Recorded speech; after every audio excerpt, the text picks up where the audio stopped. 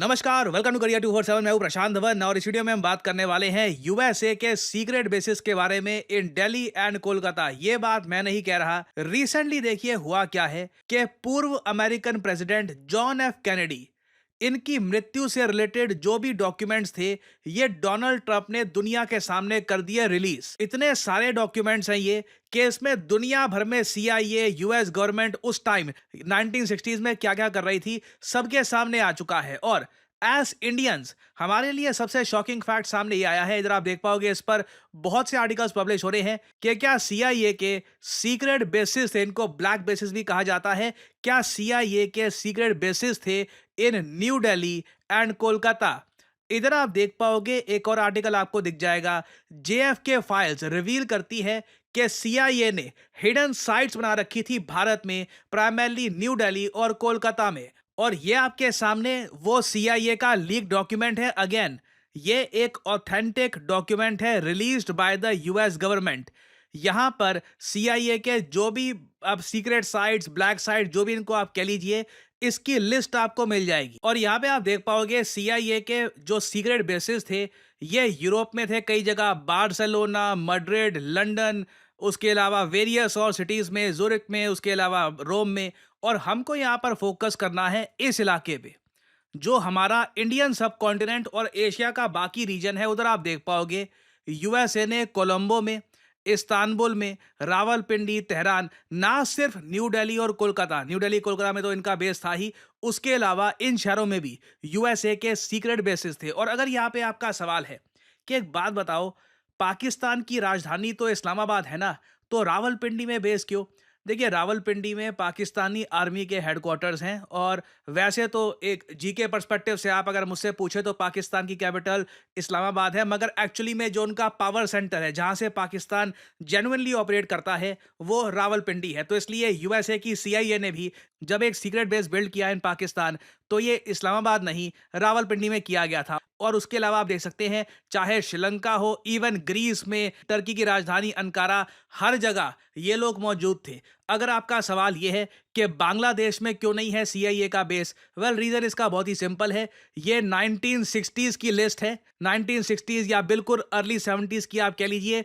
उस वक्त तक बांग्लादेश एज ए कंट्री सामने आया भी नहीं था और यूएसए ने बांग्लादेश को एक कंट्री 1973 1974 तक माना भी नहीं था। और अगर यहाँ पे आपका सवाल ये है कि क्या इंडियन गवर्नमेंट को पता था कि ये सब बेसिस ऑपरेट कर रही है सीआईए, वेल देखिए, साफ साफ बताया गया है इन डॉक्यूमेंट्स में, ये कवर्ड सीआईए बेसिस थे। मोस्ट प्रॉब्ली इंडियन गवर्नमेंट को प्रॉपर जानकारी होगी नहीं इसके बारे में, इसलिए सीआईए इनको अपने खुद के डॉक्यूमेंट्स में सीक्रेट बेस या फिर ब्लैक साइट कहती थी। क्योंकि जो होस्ट कंट्री थी उनको पता था नहीं कि सीआईए यहाँ पर क्या कर रही है।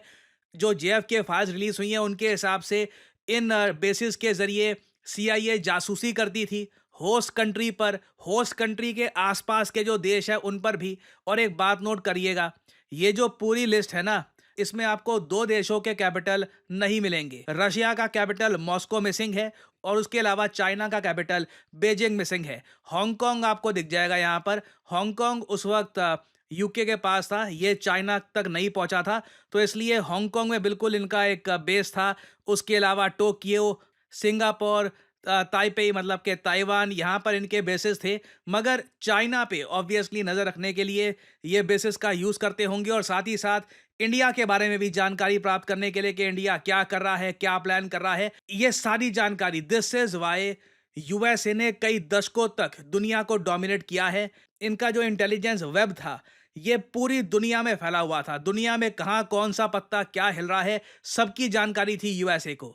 और आज के समय आप अगर मुझसे पूछे क्या आज भी ऐसा होगा, we don't really know for sure, but आज के समय सैटेलाइट्स, इंटरनेट वगैरह ये इतना कुछ आ चुका है ना कि काफ़ी जगह फिजिकल बेसिस ना भी हो तो भी काफ़ी हद तक आप जानकारी प्राप्त कर सकते हैं कि एक देश क्या कर रहा है। फॉर एग्जाम्पल अगर हम 12 साल पहले जाएं, बराक ओबामा उस वक्त यूएसए के प्रेसिडेंट थे। उस वक्त एक बहुत बड़ा स्कैंडल सामने आया था। यूएस की इंटेलिजेंस एजेंसीज दुनिया भर के वर्ल्ड लीडर्स के फ़ोन पर नज़र रख रही थी। फ़ोन टैपिंग की जा रही थी, जो भी जानकारी वो लोग मैसेजेस जो भी सेंड कर रहे थे, सब कुछ यूएसए को पता था। यहाँ पे आप देख पाओगे बाद में वॉल स्ट्रीट जर्नल, यूएसए का न्यूज़ आउटलेट है, इन्होंने एक आर्टिकल ये पब्लिश किया कि यूएस ऑफिशियल कह रहे हैं कि देखिए ओबामा को पता नहीं था कि यूएस दुनिया भर के जो वर्ल्ड लीडर्स हैं उन पे स्पाइंग कर रहा है। बाकी ये सब अपने आप खुद ही हो रहा था। ऑब्वियसली एंगला मर्कल और कई और जो वर्ल्ड लीडर्स हैं इन्होंने बाद में यूएस से कंप्लेन करी कि आप हमारे फोन पे नजर क्यों रख रहे हो। बट अगेन ये काफी हद तक एक ओपन सीक्रेट है। हर कंट्री कोशिश करता है दूसरे देश पर स्पाइंग करने की। कुछ ऐसा कानून नहीं है जो आपको रोकता है कि आप किसी कंट्री पर स्पाइंग कर नहीं सकते। दिस इज वेरी मच आप कह लीजिए जियो पॉलिटिक्स और इंटरनेशनल रिलेशंस में ये होता ही है। बाकी हाँ, अगर किसी देश में किसी और कंट्री का स्पाई पकड़ा जाए तो सीधा उसको जेल होगी और फिर जिस कंट्री का भी वो स्पाई था वो देश कोशिश करेगा कि उसको वापस सेफली लाया जाए। तो अगेन यहाँ पर सबसे फैसिनेटिंग बात यह है कि डोनाल्ड ट्रंप ने यूएस गवर्नमेंट का इतना बड़ा सीक्रेट दुनिया के सामने रख दिया। एक बार को यहाँ पे आप सवाल पूछ सकते हैं कि ये जॉन एफ कैनेडी थे कौन, इनकी मौत को लेकर इतने रहस्य क्यों है, और ट्रंप ने ये सारी जो जानकारी है कि यूएसए के ये सीक्रेट बेसिस थे, ब्लैक साइट्स थी इंडिया में और दुनिया भर के और देशों में, ये ऐसे ओपनली क्यों बता दी।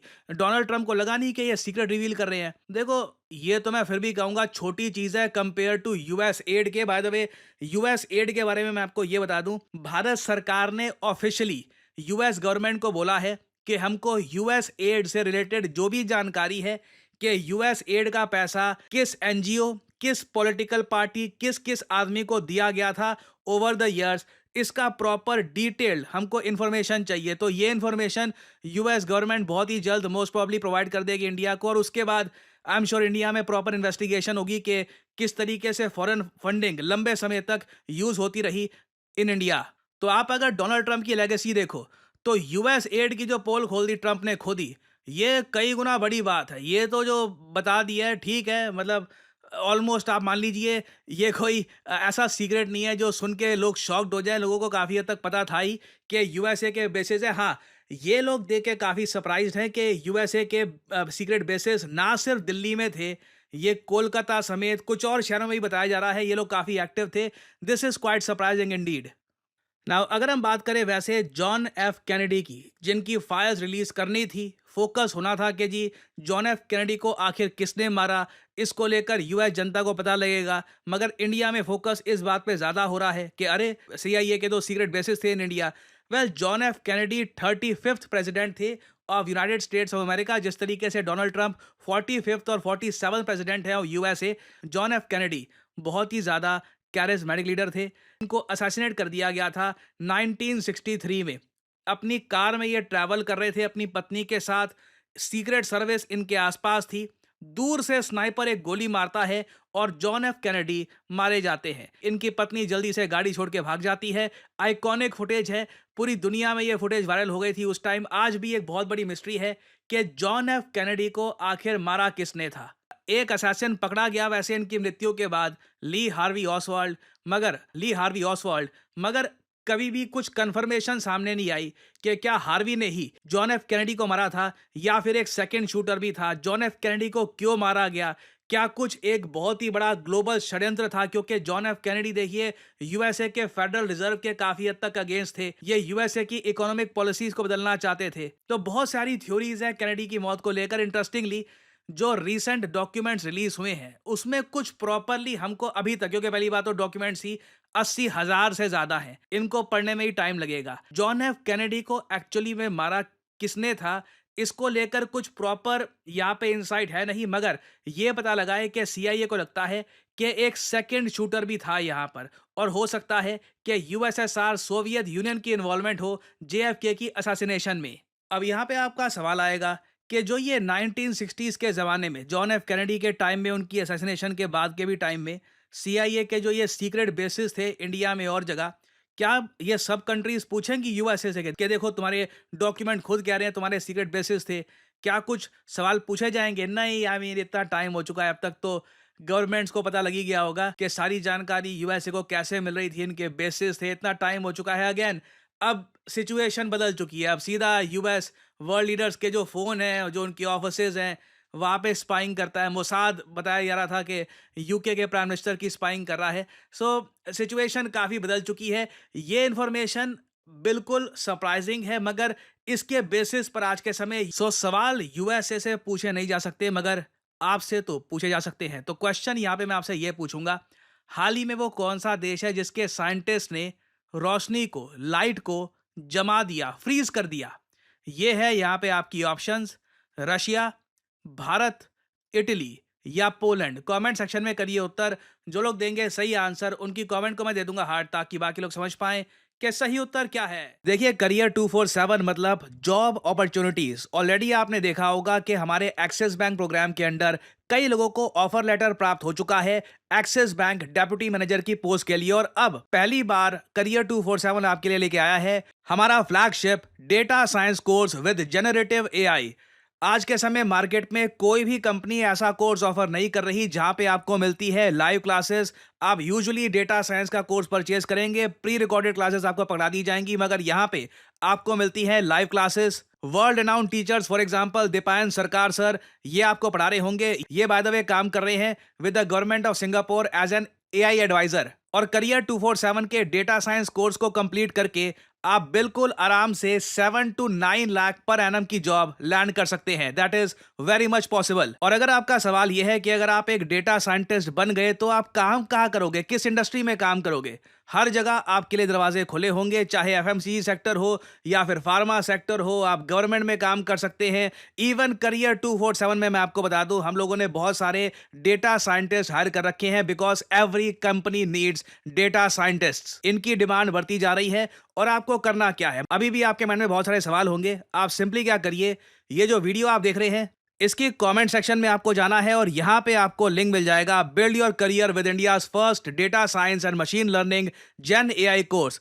इस लिंक पर करिए क्लिक। यहाँ पे आपके सामने ये पेज खुल जाएगा। यहाँ पे अपना नाम, ईमेल, फोन नंबर और ऑब्वियसली यहाँ पे कोड डालिएगा PD10, ताकि आपको डिस्काउंटेड रेट पर ये कोर्स ऑफर हो। कोड आप अगर नहीं डालेंगे तो जो भी आपको प्राइस ऑफर किया जाएगा इट विल बी एलिवेटेड। तो मैक्सिमम डिस्काउंट पाने के लिए यूज द कोड PD10। हमारी तरफ से आपको कॉल आएगा, you can ask your question. और अगर आप खुद को देखते हैं as a data scientist in the future, then you can start with career 247 data science and machine learning with generative AI course. ऐसा कोर्स आपको वैसे मार्केट में मिलेगा नहीं, विद लाइव क्लासेस और साथ में आपको वेरियस और टूल्स भी मिलेंगे। और बाय द वे, इस कोर्स से रिलेटेड और जानकारी मैं वेरियस और वीडियोस में आपको देता रहूंगा। सो अगर आप इंटरेस्टेड हैं, use the code PD10 and get in contact with the career 247 consultant. और इसी नोट के साथ यह है वीडियो का अंत। Thank you for listening and as I always say, may the gods watch over you.